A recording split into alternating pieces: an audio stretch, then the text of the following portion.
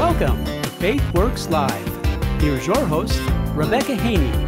Oh, it's a good day in the neighborhood. You're listening to Faith Works Live. Today, we're going to delve full force into Iowa caucus season. I'm Rebecca Haynie. Thanks for tuning in with us. Who else would I chat about this with? And someone who's been on the front lines for many a caucus cycle. My friend, political activist and thought leader in his own right, writer, columnist, an adjutant in all the best ways, aspiring metaphysician, and just all around good guy, Joel Kurtinitis. How are you? Hey, doing well. Thanks for having me on. That was an intimidating list that's probably way hard to live up to at this point. But, I'll take notes on it and I'll give it to my wife later on so she can mark a few of them off right off the bat. Her opinion is what matters. That is true. Right. No, you're not this. What is she talking about? Goals. I give you goals. That's what I did. But that being said, you have been in this political game, and I've known you through political activism and advocacy for quite some time. Is this your, third or fourth caucus cycle? Fifth? Well, I've been Which is every 4 years. Right. So I've been around for a few of them. Only really started becoming involved in 2012 in that more hands-on role. I've been through some conventions prior to that, but it was kind of, I was there, I was attending. I thought platform debates were fun, so I hung out there with the crew and argued about silly things. And but that was the first time in 2012 was the first time that I actually got involved, got organized, started to actually learn about the entire caucus process, realized, oh, hey, it's not just a presidential poll. And that's when a lot of things changed for me. So since then, yes, I've kept a pretty close eye on it overall. Well, and the cool thing about Iowa, it is truly grassroots in so many ways. I've seen it several times now where it's a very different type of thing than just going into, say, a polling place, going in and you mark your ballot in secret and you don't really have much activity beyond that. But in Iowa, things are more exciting. We actually get to talk to our friends and neighbors. We gather by our precinct and you get to make a speech or hear speeches about why you should vote for the different primary contenders for your party. And for us, we can register on the day. So even if you haven't been registered or committed to a party up until that point, you can pick. They're doing it differently this year, our friends on the Democrat side, but the Republicans are doing it in the traditional way, where Iowa is the first in the nation caucus state. And we take that role pretty seriously, wouldn't you say? Oh, yeah. And I was going to mention that, what you were talking about in describing the caucus, that was for Republicans. If you're on the Democrat side, you have the potential of getting dragged across the room, too. So there's that, you need to form up in my corner or I will find a way to get you here one way or the other. Yeah, it's been interesting to see them change they're working on getting through the legalities of it. That's going to be the tough part, is since they've moved the caucuses away from the first spot in the schedule now, there's going to be a conflict with Iowa law, which it's going to be interesting to see how that plays out. But I will say this is kind of the golden goose in a lot of ways. And there's a lot of motivation in state and out of state to keep things the way they are. So we'll see how that plays out for them. I'm not sure yet. It's not actually going to come back. We'll see. Yeah, well, and it's not a super exciting year, to be honest. If you're a Democrat, I have to say, I just don't meet anybody that's super jazzed about electing an 80-something incumbent to the White House yet again. And there don't appear to be a ton of challengers either. There's not a lot of flair going on the Democratic side, but the Republican side, well, there's plenty of drama to be had. That's the side I'm most familiar with. Yeah, we do like to keep it dramatic, but I'll tell you what, I got to say, I think that Trump might be the last hurrah of the drama-filled personality conflicts that we have on this. If not, we're certainly closing in on that time, because I think the dynamics within the country, and to some extent within Iowa too, are such that personalities are borderline irrelevant at this point. And I think the election of Joe Biden pretty much sealed that. The man without one? Right. It just doesn't matter. It's not about the person anymore. And I think every online debate that's borne out. It doesn't matter who you are. Nobody cares. It's, do you have power? That's what it's about. Do you have power? We're after the ring here. And so I feel like that's what the caucuses have, are likely going to boil down to in the future. So that's not very reassuring, Joel. That's not what I wanted to hear today. I didn't want to hear that it was all just one big power struggle, like the last 6,000 years of history ad infinitum. Oh, but okay. Yeah. Well, I was about to say, let's not act like that's novel. We're just a little more open about it. If you saw the stuff that was printed in the election of 1800, they were not distinguished gentlemen to each other. They may have signed their letters that way, but they were absolutely vicious. Then they paid somebody else to write a broadsheet about them in most unflattering terms. Yes, indeed. Your mother was a hamster and your father smelt of elderberry. I mean, Close. yes. There were vicious times with that. And that's not to say that there haven't been impactful personalities along the way either. I mean, personality can have a huge impact, character can have a huge impact, and the lack of those things obviously can too. It's just to say that we've become so divided as a nation. And, it's the same thing. Like Lincoln was elected and the South knew what that meant. Right. That all right, we're out, Yeah, they responded accordingly. Right. They responded accordingly. And it wasn't about his individual personality. It was, are you with the program or are you not? And if you're not, it just doesn't matter what your name is, who your face is. It doesn't matter at all. We're out. It's an either or. And so I think that's not so much the, dystopian future over here. It's just, I think that's where we're heading, is that average people spend such a disproportionate amount of their time now engaged in political and social debates online. Nuance is dead. They're not interested in that anymore. What they're interested in is, okay, if I push the button for this guy, will he give me what I want with policy? Okay, done. Yeah, and typically it's boiled down to just a couple of issues now, as opposed to the broad swath or broad spectrum. Like, we really don't expect people, at least not the folks that I talk to, we don't expect people to agree with us on most things. But if you've got like your one or two top issues, then they'll vote based on that. And maybe that was always the case. I think there did tend to be more of a likability factor. But I think there's a lot of candidates that people don't really like. You mentioned Donald Trump, and he's kind of the gorilla in the room because everything else spins in relation to him. He's like the little star of the solar system here, and everything else is spinning in relation to Donald Trump. I know that, for example, I went to the CNN town hall for Mike Pence, and I would say half the questions maybe weren't actually about him. They were about Donald Trump. And part of it is CNN, and they have their own purposes, and we know that. But another part of it is that's just probably the reality for every candidate. They're running against a former president who now wants to be president again, and just maybe like the most well-known person on planet Earth at this point. So what do you do with that, and how can you compete against that? Very interesting. He has grabbed meme culture by the horns, that's for sure, for better or worse. And that's why I say I feel like he's sort of the last cowboy to ride into that particular sunset. We'll see. There may be a return of that.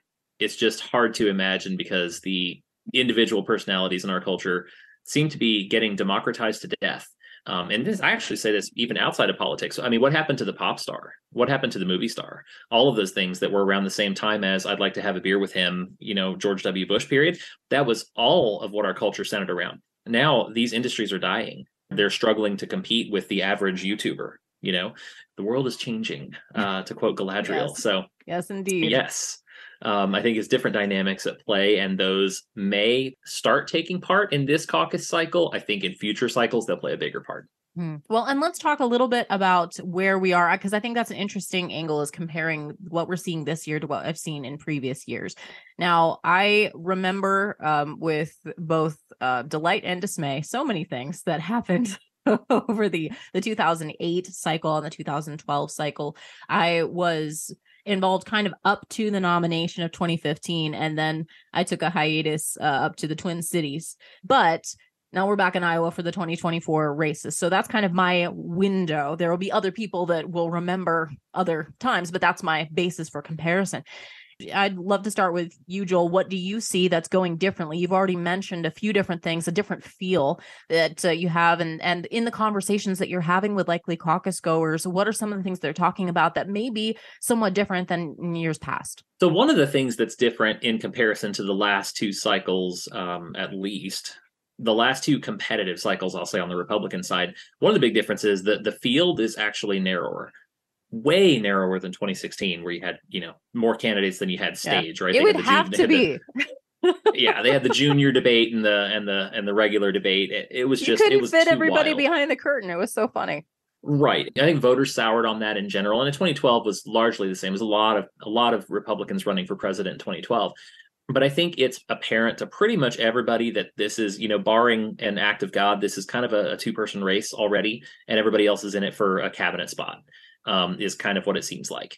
And there's a possibility for a breakout. You can always have a Rick Santorum come from behind. I don't think the dynamics are there for that to happen this time. And so I feel like it's a stabilizing factor on the caucuses because it's not, staring at a sheet full of people saying, well, who do I like today? Or whose hand did I shake at a town hall yesterday? I think the dynamics are pretty well known statewide that there's going to be a punch and counter punch. There's two kind of big dogs in this fight. And then everybody else is sort of holding out an endorsement for the right price is what it seems like.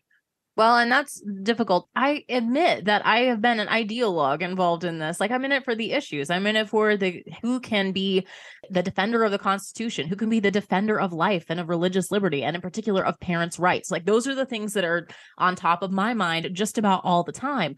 And I don't hear a lot of that coming from the Trump camp other than the regular slogans that we've come to expect.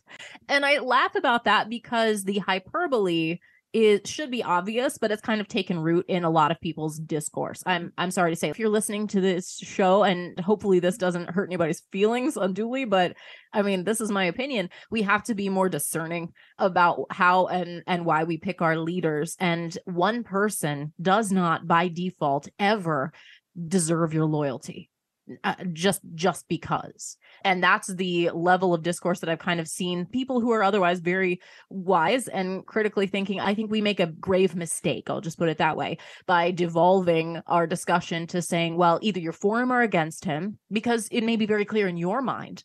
But that doesn't mean that the only argument is loyalty for loyalty's sake. I think that's a very poor argument, and it's not very persuasive. In fact, it serves to distance and alienate rather than draw people to your cause. Well, and besides, only a Sith deals in absolutes. So is that an absolute? There's that. Yeah.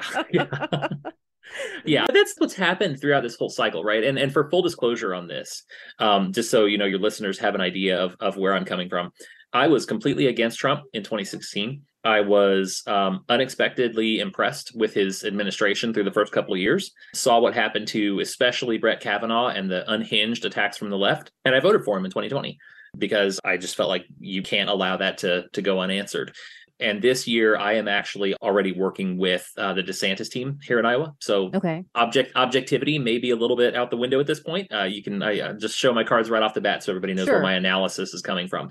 But I think, the dynamics that we're talking about here play into why I made that decision early on.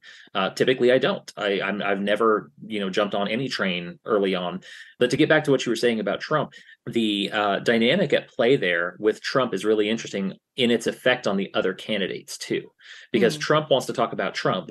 And if you watch and compare the social media feeds of Trump's team and the other kind of, what we might call junior candidates, you can kind of see who's bouncing around in that same space, trying to piggyback for attention. It's been kind of fun to watch because, like you said, the issues that Iowa voters care about, that we expect to hear about from these candidates when they're in state, we get platitudes. But boy, is there an awful lot of talk and attention about Trump and, January 6th and the classified documents and all these different controversies that, sure, I'm not going to say they're unimportant, but are they as important as immigration, as foreign policy? We're sort of tempting a nuclear war right now. Does anybody care about that? There's bigger fish to fry, as my Southern folks would have said. But that's not what's taking up all the attention. And that is where I think we're falling prey a little bit to the curse of our time, which is the very short attention spans and the constant content. The media in general kind of get to be the boogeyman, but in this case, I think it's a criticism well lobbied that they should answer for, because if they claim that they don't like Trump and that he's destructive to the nation, for example, because most people now are on the left are outright saying that he can never be allowed to be president again because he's the ultimate like Disney villain combined with Hitler and, the words are violence crowd. Right. It's ridiculous. That part's utterly ridiculous. But at the same time, they're the ones that are propping him up. They're the ones that are making it a 24-hour news cycle all about everything that Donald Trump does. And that makes it really difficult for any other candidate to rise to the surface. And it's all about relation to Donald Trump. It also conveniently takes attention away from all the failures of Joe Biden, which means it's more and more likely that he could, possibly maybe have success again in his reelection effort. If that happens, no matter what, I'm just like, yep, this seems about right. Pray for America, folks, because we surely need it.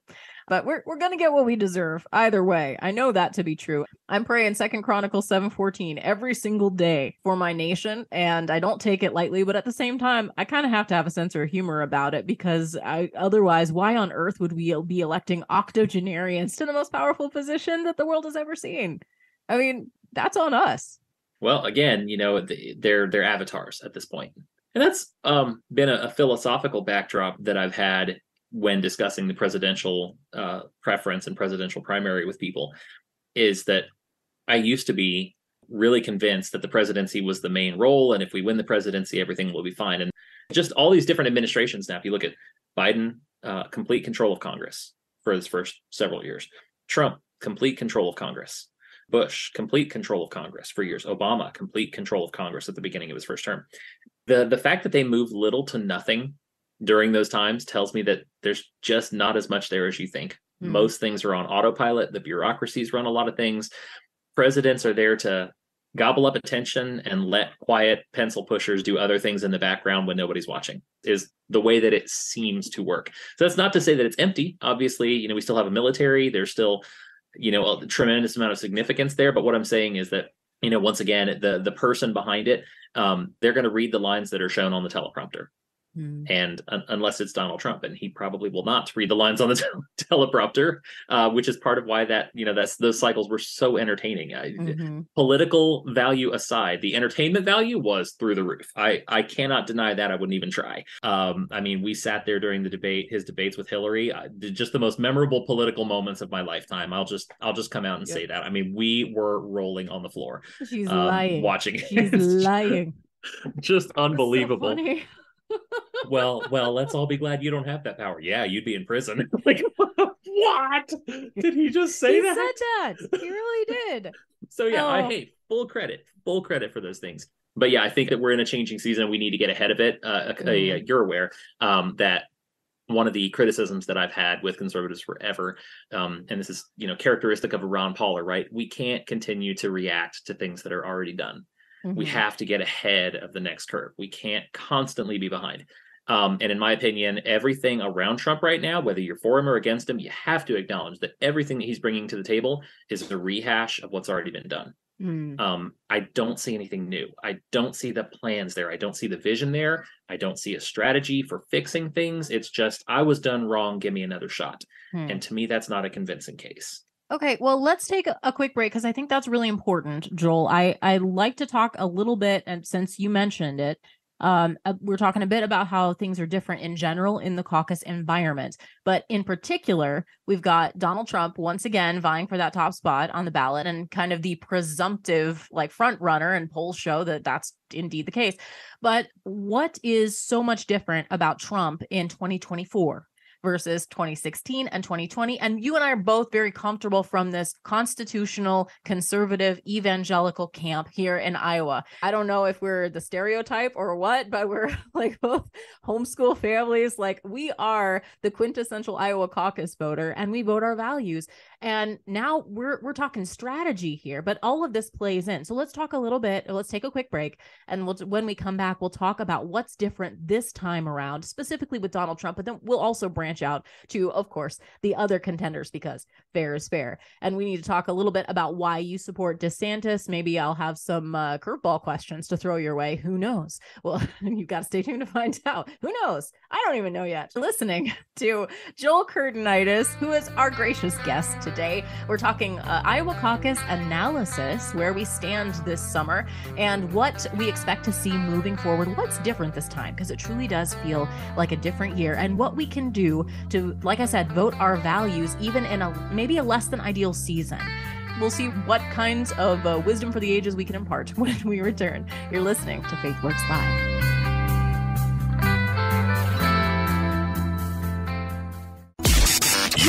Beacon, Iowa's Hope 940. In today's world, security has never been more vital. And at FaithWorks Live, we're proud to partner with VeriGuard Security. It's a professional physical security service, and they're really raising the bar in security and private investigations. Whether you need a team of professional officers to protect what you have worked hard to build, or their mobile security units for multiple properties or large locations, from business or corporate properties to your home or neighborhood. Perhaps you've got an event coming up. They secure quality security coverage for events large and small, because it's about peace of mind and protecting you, your family, your team, and your property. Settle for nothing less than the best when it comes to your security. You shouldn't have to compromise. When it comes to security, you can trust VeriGuard. Contact them today at veriguard.us. That's VARA guard.us. For security service, you can trust VeriGuard.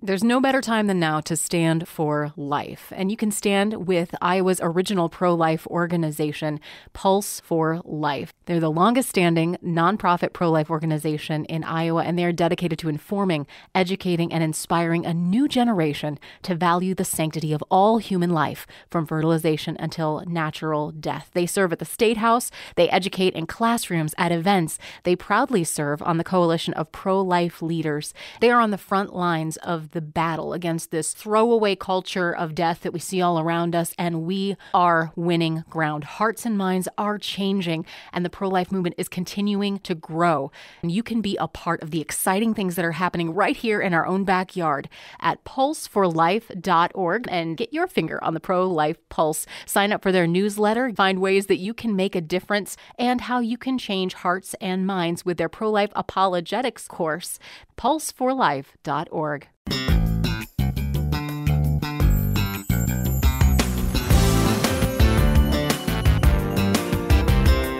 Welcome back to FaithWorks Live. Rebecca Haynie here, and in the house, Joel Kurtinitis, my friend, and I'm saying you're political analyst and activist. Hopefully none of those terms have, colored meanings for you, but you have been involved in the Iowa caucus, several Iowa caucus cycles at the grassroots level, and also as an organizer for various candidates, a volunteer and a supporter. Like, you've been through this whole thing, you know the ropes, and you can help from the perspective of just people who may have never gone through this process.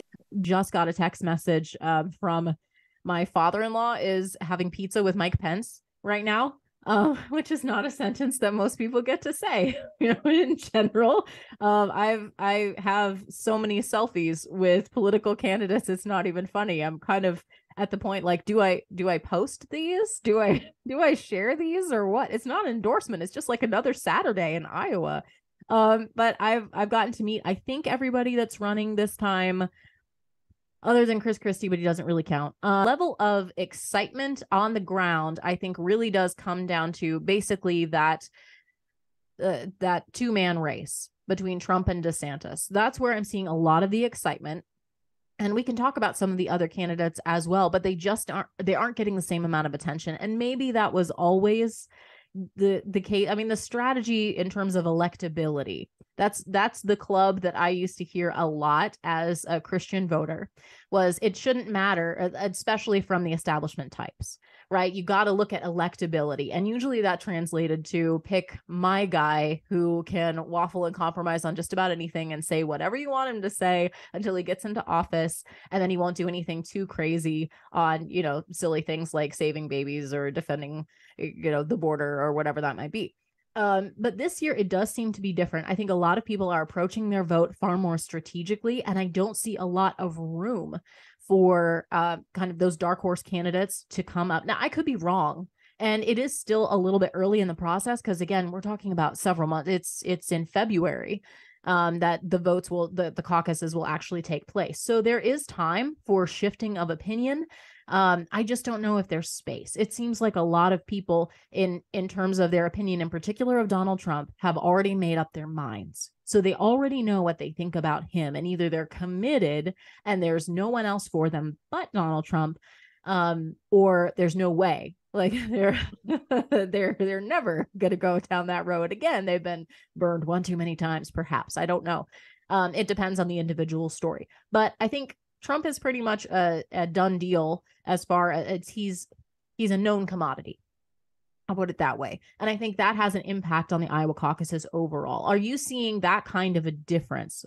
Or maybe your experience has been different. Joel, what do you think? I mean, there's definitely a loyal Trump contingent that I don't think anything can change. I mean, he's going to have a high floor no matter what he does, and he's as aware of that as anybody else is. Going all the way back to I could go shoot somebody on Fifth Avenue. I mean, it's crude, but it's not wrong. That is a thing that he said. It is a thing, and he again was not necessarily wrong about that. I feel like the truth of that was really borne out over a long course of time. But I do think that there is room because it's not last time around, because we are in a different cycle, because he did have 4 years in office, and we can look back and evaluate that. And so it's not the same as saying, well, elect me because I'm not a politician. That's not going to fly this time, right? That was one of his biggest campaign pitches, was elect me because I'm a successful businessman. I'm not like the others. I'm different. Well, now we've seen what that looks like for the good and the bad. And so, like you said, it is a known commodity at this point. And I feel like that is, slightly true for him, very true for almost everybody else in the race. I mean, are there any surprises about Nikki Haley? Like, does anybody not know at this point? Like, anybody in Republican politics, does anybody have any questions about Nikki Haley? I mean, she's been around for ages. She's wanted to be president for ages. I mean, you know what you're going to get, right? Right. And you either like it or you don't. But I think now she has to stand in competition. See, that's the thing, is that it's not an isolated, do I like this person or not? They are all being measured up against the same measuring stick, and that is Donald Trump. Well, and that's one part of the measuring stick. I would say that the other part is that the priorities. Now, the Republican voters are going to have the same priorities in an issue by issue sense. If we read through the platform, it's probably going to look a lot like it did 10 years ago. But the priority order of those things has changed. We have come an awful long way from 2012. We're worried about the national debt. We're worried about issues that now we would consider relatively minor compared to the transing of the kids, or are my kids safe at school, or can I turn on any program on TV without being smothered in pride flags in June? I mean all of the things that we're looking at now. Well, no. or again, from my side, I'm looking at foreign policy. We've had, obviously, America's been involved in a lot of wars for a long time. We are, in a match here with Russia. Like, do we really, have we counted the cost of this as a country? And I know a lot of people who are, in our generation as millennials, we didn't have kids and, waiting for them to become draftable at a certain age. Foreign policy looks a lot different when you got a teenager. Right. Like that looks very different. So these questions are starting to be asked now that I don't think are as easy. We're just not in the same place. COVID, obviously, huge nation upending event that went on here. And we got to see the dark side of a lot of governments, a lot of businesses, a lot of people, a lot of neighbors. You can't go back to normal from that. That's the Morgul blade in Frodo's shoulder. There's no going back to normal after that. Like, that's a thing that's going to stick with you. I think a lot of people are evaluating that too. A lot of people, had to call in on Zoom and watch their grandparents die. Like, that's not something that you can shake off and say, well, it's another election cycle, let's just go back to normal and see who gives the best can speech on immigration reform. It's not going to work that way. And so I think that the dynamics are very different. And I think that that's the middle block of voters, right? You got the Trump loyalists, and then you got the never Trumpers. I think that group in the middle just wants action. And it's going to be convincing that group we're going to have accountability for what happened during COVID. And I have the scalps to prove it. Well, and I'll admit that that's one of my biggest questions, and one that's difficult because I haven't declared. My husband and I are still evaluating. I got a half hour to convince you, right? Yes, take your best shot. But the struggle that I see is overcoming what we've done to ourselves as a people for the last 3 years. It's not as though these trend lines didn't exist before that. I mean, what this did was reveal, it's no coincidence that we're dealing with these like generation ending, civilization ending more appropriately, issues within our culture. We are divided along these severe fault lines, and they're all worldview based. And our listeners will understand that if you've heard some of our previous conversations. We are dealing with people that either believe that they are God or have been convinced that the state is God in many ways. And if you can be your own God, why can't you change your own gender the same way you change your socks? If I'm convinced that it is immoral for anyone to have $1 billion, why can't I break into their home and steal their stuff? Why don't I deserve it more? They probably just robbed someone to get there, not to mention all the racial tensions that we've seen, that you should be blamed for your appearance, even if you had nothing to do, if your ancestors had nothing to do with ancient grudges and crimes that have been committed, that we should hold, the 17th generations accountable for their great grandfather's crimes. I mean, that is anti-American. It truly is. The fact that we have people that are actively looking for political prisoners to jail their own opposition just because they disagree with their policies, that is anti-American. It's hard to put into words the sheer number of worries and anxieties that you could have. Okay, so everyone just take a deep breath about all of that. We know sovereign God is in control, and America will last precisely as long as he gives us the grace to do so. And he will get all the glory in all of these events, bar none, period, point blank, new paragraph. He has nothing but good in store for those who love him. He is working out the greatest good. Sometimes it takes a lot of plot twists in order to get us there, and we have to suffer through things along the way that we'd rather not. That's God's law being self-enforcing in many, many ways. But like I said, with a hopeful heart for America's repentance and revival, I look around and say, man, we're in a mess. Man, we're in a mess. So who's going to help show the leadership that it's going to take to get us out of that mess? And I have yet to be convinced that the same people that got us into that mess are going to get us out. And that's the main struggle that I have with the Trump candidacy in 2024, is I saw his type of leadership in 2020. And I was highly disappointed.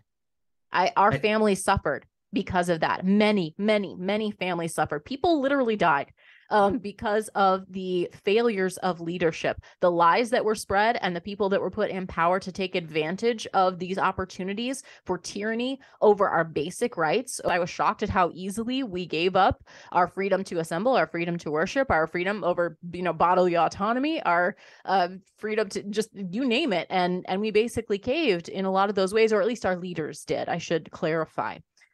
So my biggest question for President Donald Trump is, if he wants to be president again, how on earth do you, what are the lessons, said more neutrally, what are the lessons that you learned from 2020? What were the mistakes that you made? And therein is the key, because I don't think he can admit that. Yeah, that's a question that's got its own answer, because he was asked, I remember all the way back to the Faith and Family Forum, when he was asked, have you ever asked God for forgiveness? And he said, I didn't need to. That is also a thing that he said. I do. That is, yes, remember that. That's character. When somebody shows you their character, listen, and so I feel like that, again, if you look at this from the paradigm of forward versus backward, you have to be able to think forward. You have to be able to be proactive, particularly in responding to what's happening around you and the things that you're talking about that have been grave evils. And I also wanted to point out there's a flip side to that coin that I have seen, particularly this year. And I believe I can encapsulate it with a pop culture reference. Okay. We just went to see, my family went to see the new Spider-Man movie, Across the Spider-Verse. Fantastic. Highly recommend the film. Most pro-family film I've seen in ages. But in posting that and recommending it, I had people show up saying, but if you pause it on this one frame, you can see a trans flag in the background. Okay, I get it. That's not ideal. At the same time, knowing that in Hollywood and in all of these production studios, everybody there is completely on that side, completely far to the left. What could possibly have motivated them during Pride Month to come out with a movie where that was the only representation? I think there's a backlash, and I think they know it. And I think they're watching Disney and learning from Disney. And that's about all they had the guts to do, was to freeze frame it so that somebody could go back and get virtue signal points if they went frame by frame through the movie. And so I say that to say the pendulum is swinging back in a whole lot of ways. There are things that are going our way. The Supreme Court has been instrumental in protecting conservative gains. But there's also things like education freedom, which is you talk about, civilization ending problems. This is a civilization reforming potential right here. I agree. You cut the head off of that particular serpent, there's no telling where our future will go. I mean, that is a massive, massive win. And that is spreading like wildfire all over America right now. So I feel like part of the question that we need to be asking these candidates, yes, what are you going to do to put your finger in the dam? Sure. But on the other side, how are you going to capitalize on the things that we are doing? How are you going to capitalize on these opportunities? Because they won't last forever. The political pendulum swings back and forth. You've got some momentum right now. You've got these companies scared to do what they're doing. You've got the DEI market sort of, looking over their shoulders, so to speak, in the corporate world right now, because it's been shown from these companies that have overreached, there's a reaction to that has real financial costs to it. And that has real, moral questions around it. So I feel like you have to have somebody who's not only willing to, play defense and say, here's the priorities that conservatives want done on life, on guns, on different things, but you also have to have someone who's willing to look ahead and say, how can we be proactive to establish these priorities and to send them on a cultural level on a path to success, not just a political level. The people that I have supported in the past and have been the ones that can articulate that through a more fully formed worldview. Now, maybe there's a man for all seasons. Maybe there's a time and a place for different leaders that are just able to, club back and create some victory and some space for victory. So I'm not saying every single person has to be, doctorate level in theology in order to earn my vote. I do think they have to be consistent. They have to show that they have a character that is striving towards righteousness, that is striving towards morality, that they understand that they are not God, and that they will honor and respect that I can trust their word, because they're going to take an oath to the Constitution, and they're going to take an oath to represent me and to protect my country. So I need to be able to trust that what they say they're going to do to the best of their ability. So help me God. That's the oath that they take. And if I can't trust their word on that, and the way I see whether or not I can trust them is by the fruits of their actions. Right. So it's always fair to look at someone's record. In fact, I encourage it. That's the evidence that we have to see. Do you live by what you say you believe? Are you walking the talk? And like you said, most of the people that are involved in this that have jumped in so far are known quantities. Donald Trump, most especially. I think Ron DeSantis has really gained prominence for a lot of people. Just even in the last few years, a lot of people didn't think of him as a national figure, but he was well liked in Florida.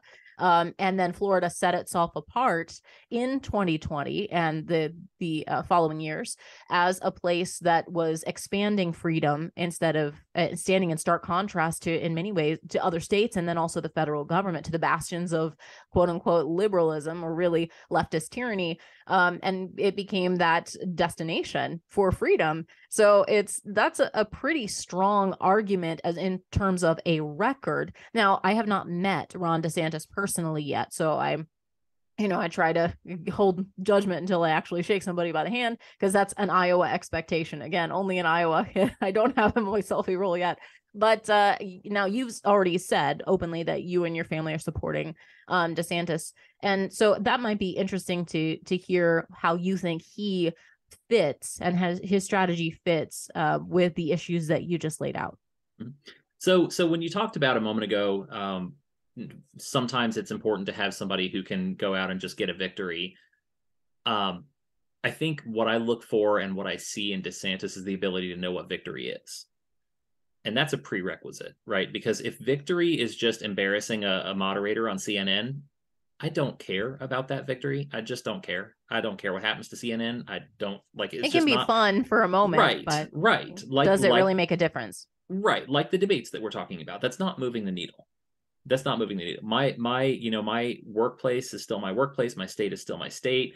My family is still my family. All of these things are impacted by things that are far beyond somebody's ratings. And so I think the ability to define victory, when you look at Trump, I feel like that victory is again, full credit for the actual policy wins there. Don't want to take away or diminish any of that from him. But I feel like the measurement of success from Donald Trump and a lot of the people around him has been, what you would expect from a TV star, right? Like that's to a large extent, that's what you would see is, well, oh, he sure got him with that one, and what I'm looking for at this point is somebody who defines victory as delivering, delivering hopefully promises, but if not that, at least scalps. Show me, show me what you got. All right, David, show me the foreskins. Like let's see how you Old Testament references that we don't explain to the kiddos. Sorry, homeschooler, inside homeschooler jokes. That's all right. Yes. So this guy named King Saul. No, just kidding. So what I see with DeSantis though is, first of all, the unwillingness to make policy concessions based on popularity. I haven't seen that from him, and the follow through is really, really important when it comes to specifically personnel. Because if Trump had one, for somebody who was going to hire all the best people, boy, he had a lot of the worst people, and the inability to react to that is really that's the part. It's okay. Like anybody can make a bad hire, right? Like I don't hold that against anyone. But if you don't react to it and you allow these people to take over, to do damage, I mean, the guy knew he was being illegally surveilled by several government agencies. How many heads rolled for that? Nobody. Those people are still there. Trump's gone. They're all still there. And that to me, I mean, again, if it's your company, how long would a company last with leadership like that? Mm-hmm. You can't do that. If you have people who are actively working to subvert your own program and your own leadership and your own vision, they have to be gone. It's not a matter of, professionalism or niceness. It's just that's not what he was elected to do. Mm-hmm. And so I don't see that problem with DeSantis. With DeSantis, what I see is, oh, you don't agree with what I'm doing with my DEI reforms? Okay, I'll expect your resignation by the end of the week. And I feel like, we're talking about the acceleration of the crazy train in this country. That's where you can put a stop to it. Because if there's no conflict between someone's absurd, over the rails policy preferences and their job security, well, then they can, have the luxury of imposing whatever they want on their fellow citizens. That accountability, that's what executives are there for. Mm-hmm. And the executives that we put into public office at that level, if you're a legislator, sure, come up with great ideas, write bills, that's your job. But if you're an executive, that's your job. If somebody's actively opposing you, actively trying to undermine your administration, undermine your goals, those goals, which, by the way, were endorsed by the people of Florida when they elected him, then they need to go. Yeah. And so I feel like he has shown that he's willing to follow through on that with Disney. And I feel like he has been at the forefront of making a lot of these cultural changes, or forcing a lot of these cultural changes, where the people that are, at least in Florida, the people who are pushing these far left priorities have to evaluate, how much do I really believe this? Am I willing to lose my job over this? Am I willing to see my company's profits go through the floor over this? And I feel like that, it sounds mean off the cuff, but that's how America has been able to stay glued together for a long time, because we shop at the same businesses. There's the famous Michael Jordan line, Republicans buy sneakers too, right? Like we're out there in the same space, able to talk to each other, communicate with each other. That's disappearing because I can't, go outside without being inundated by corporately subsidized leftism. Mm-hmm. And I feel like DeSantis has shown the receipts about being able to put a stop to those things and really not care about the repercussions. Well, and that is, again, a great way to define victory. And I think a lot of people who are conservative were cheering along with Ron DeSantis right up until, the time when presidential season starts rolling around, and suddenly we have to see each other as competitors. And I mean, Donald Trump kind of drew first blood in a lot of ways. He was the one that started creating the conflict between himself and Ron DeSantis. No, that doesn't sound like Trump. What are you talking about? Not at all. Not at all. Trump picking a fight? No, that would never happen. Such a wallflower. Well, and I am the one who made the silly prediction that the first time that he tweeted out something that was negative about Ron DeSantis, my comeback, my hot take was, well, this is sure going to be awkward when he asks him to run as VP on the same ticket in 2024. And I could still, there's like the wild strategists out there, that the pontificators and prognosticators, among whom I do not number myself.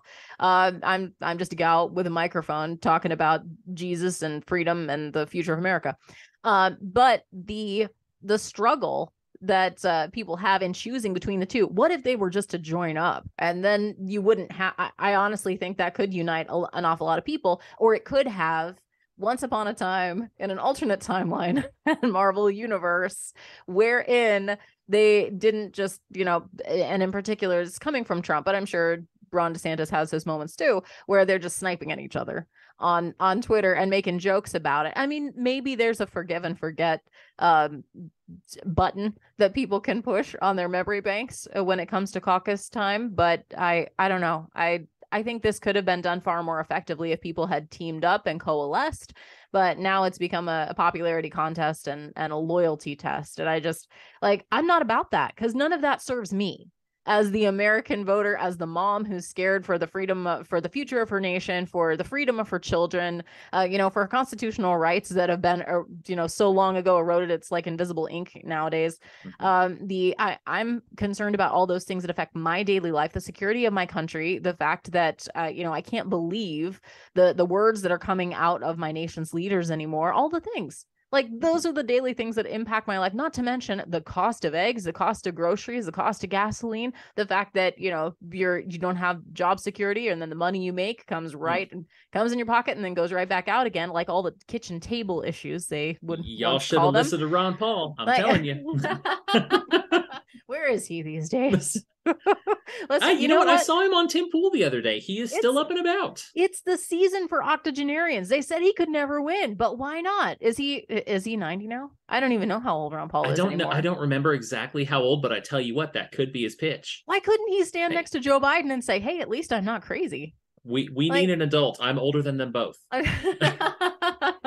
Listen to your elders, boys. Yes. That would be very funny. Actually, I would pay to see that. So you have your people, contact his people, and then let me know. Okay, I'll set it up. Whatever I need to do to make that happen. I have a new bucket list item, and that's it. Oh man. So and I don't think that, again, the personality stuff is kind of fun and salacious, and it's like, bring your popcorn, because it's funny to watch, but we're talking about the real future of our nation. And so that's when, I think, jokes aside, we have to pick a qualified leader. Now, I will say that among the other candidates, because like I said, there's just two that are being focused on. There's Donald Trump, and right now that's all you hear. You're not even hearing about Joe Biden. And one of the kudos, just a quick aside, kudos to the DeSantis campaign for focusing on a couple of actual issues, because I'm on everybody's mailing list. I get like 16,000 fundraising emails every single day, and my spam filters are not good enough. But I did see DeSantis team send out an actual article of substance about what was happening, about the spectacle of perversion that the Biden White House was putting on in honor of quote unquote Pride Month, and like the people running around topless, and the just like the perversion that was happening and being celebrated in the name of America, which I take very seriously. And I thought that was appropriate, that in a time when everybody else was focusing on the Trump document drama, which is actual news, but I don't need 24 hours of it. Thank you very much. There's other stuff that's going on. So I thought that was a smart tactic. But I will say that among the other candidates that are not named Trump and DeSantis, that there are some very powerful life stories, which I appreciate. There are some qualified people, and there are some, one of the cool things I think is we've had the non-politician candidates before, like the Herman Cains of the world, the businessmen that have, Steve Forbes has run before. I mean, just like, there's a lot of people that said, hey, I've got all this money and I'm a success story and I want to, have a say in running my country. And they don't tend to get very far, except for Donald Trump now has. And so he can make the case, he's living proof that it can be done. And I am gratified, I think, to see more Americans from maybe a non-political background, or at least they're making that case, like Larry Elder, for example, running for president from California. He's got a marvelous life story, and he articulates a conservative worldview very well, which he should, because he's been in radio, conservative talk radio longer than I've been alive. So he's very good at what he does. I like what he has to say a lot about the prospect of America as the land of opportunity, and what individual freedom really does, that it isn't a systemically biased or unfair country, and that the racial politics shouldn't really play a part in how we think about it, that we are responsible for our own solutions. So he and Tim Scott are both running along very similar lines in that way. They are also Black conservatives, and that I think causes a lot of people's preconceptions to be challenged, which is in a very good way because they are articulate about it. Tim Scott leads with his faith, probably a lot more among the two of them.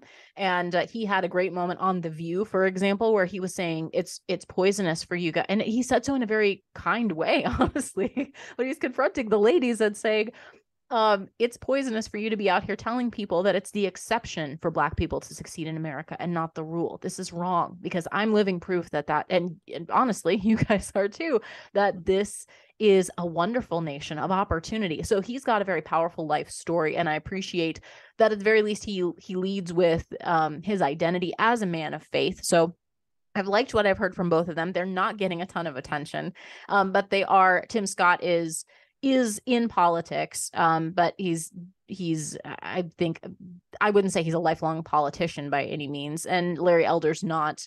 Vivek Ramaswamy kind of coming in from left field. He is a very wealthy man who is very, very articulate. He's stunningly intelligent.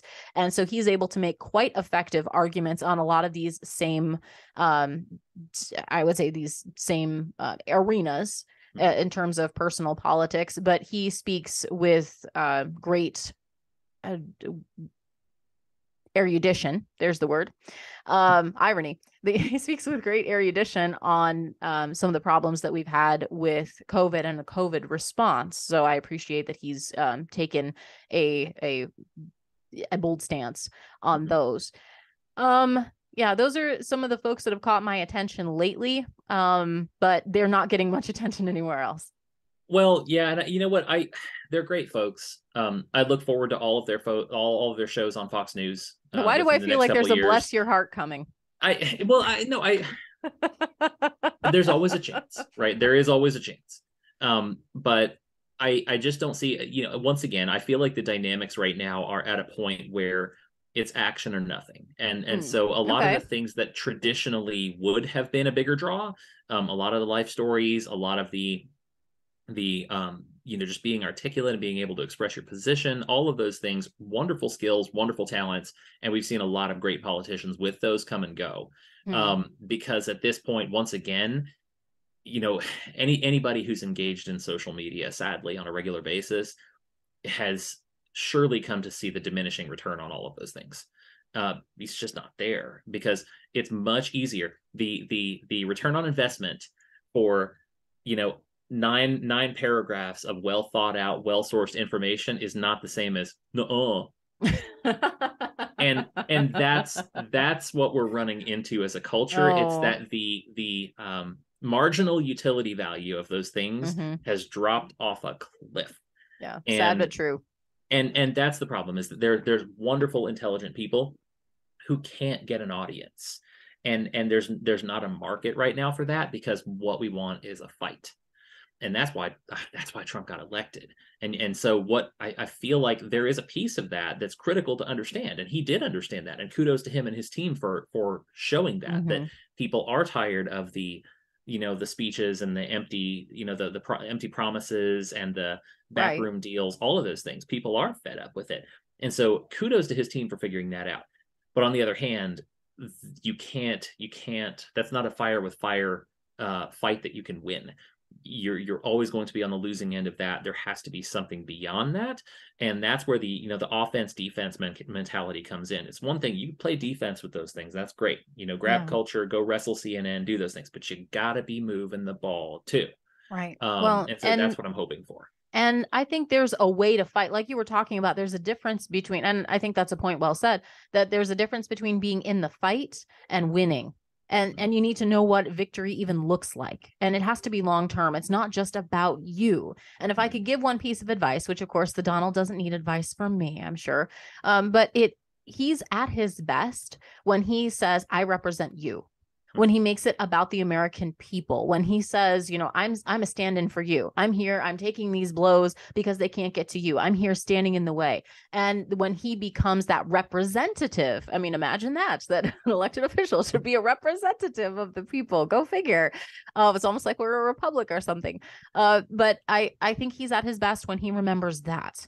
And I don't know if he's capable of kind of coming back to that, where that, and like I said, and just to give Trump full credit on the record and on the airwaves, I was wrong about my expectations of him early on. He did outperform specifically on the issues of life that I care so much about. And I was glad to say, hey, I was wrong. He made some real strides. He stood for life in a lot of really important ways.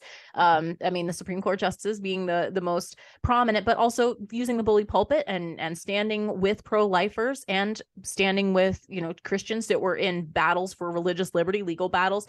He used his office in a lot of ways that I would applaud. He did stand for a lot of those basic constitutional freedoms, but now he seems to have made a lot of it about personality. I think he's kind of fallen into that trap that the media has largely baited him into because, he's got that in him. That's just kind of a part of what's baked in the cake. I mean, Trump likes to talk about Trump. That's everybody's favorite subject is themselves, right? So he likes to talk about how he was the best ever and how this was all a victory and you should look back and be grateful for what happened. And that's why I should just kind of coast in as the heir presumptive nominee. And that's the part that grates on, I think, anyone that's looking forward. And so if he wants to win, he needs to stop looking back. You point to your record, sure, but start looking forward and be willing to say, hey, this is what I've learned from all of this. Here are the people I should have fired. Here are the people I would have fired. Here's, the freedoms I should have protected. Here's the lies I'm not going to believe anymore. And when I move forward, I think that may take some humility. So we'll see. That's probably not a popular dish to serve up. But that would be my advice, just to give him, full credit. If anybody from the Trump team is listening, be happy to talk further on that. I'm waiting for your call. Show me the money. Like I said. I have yet to be convinced. We'll put it that way. And there are many ways to convince.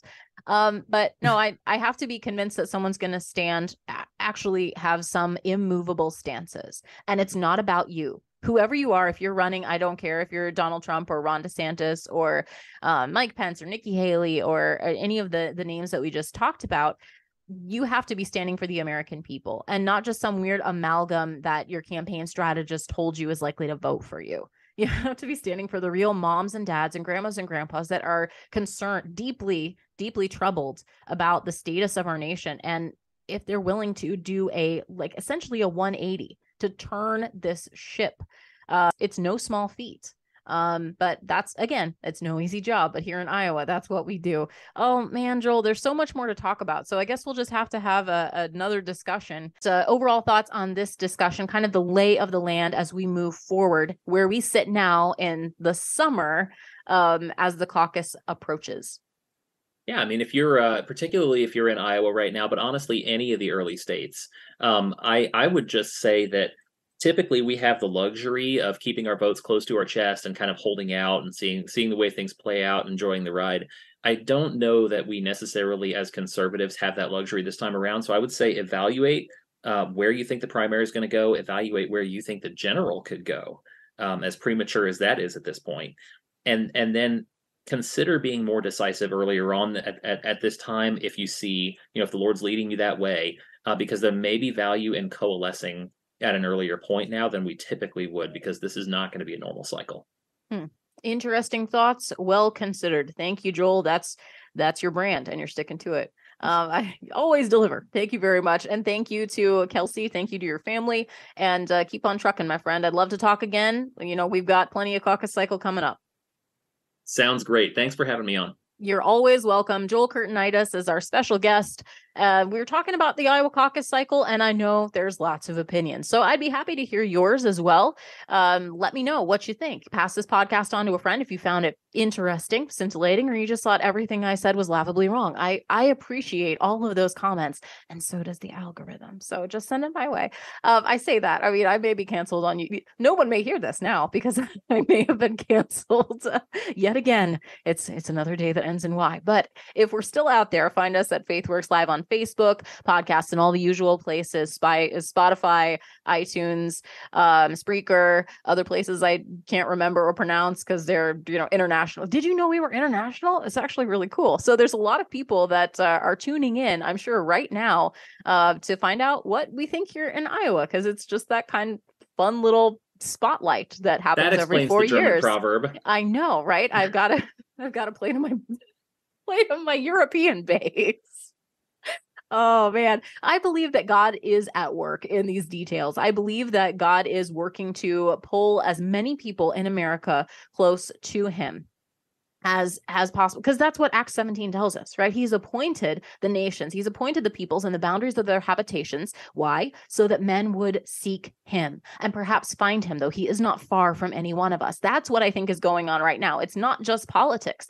God is at work in his redemptive plan over and over again in everything, but in the rise and fall of nations and in the rise and fall of, what's happening in our families, what's happening down the streets in our neighborhoods. He is at work. And you know what? He never gets the address wrong. He has you here for just such a time as this. So we're going to parse that out, what that means to look, to live, to vote, to love one another biblically. This is just a piece of it. So thanks for sharing your thoughts as well. Until next time, we have a mission. So let's be about it. Our mission is to love God, to serve people, and to live free.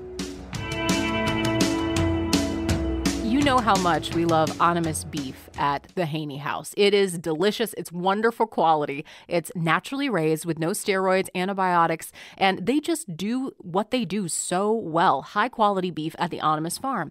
But did you know you can actually see where your beef comes from? You can visit Animus farm. The fine folks, Dave and Mary Lynn, are the most hospitable folks I may have ever met. They'll let you feed a bottle calf and then meet the cows at Animus farm. And opening soon is a special treat, Mulberry Cottage, for a stay at the Animus farm. It's a family-oriented getaway, and they'll let you hike the trails out there. You can forage or bird watch or just enjoy the beautiful sunset from their porch. I'm very excited to check it out myself, and they'll even let you do a cookout with Animus beef. Order your beef or your next vacation at animusbeef.com. That's OHNEMUS beef.com.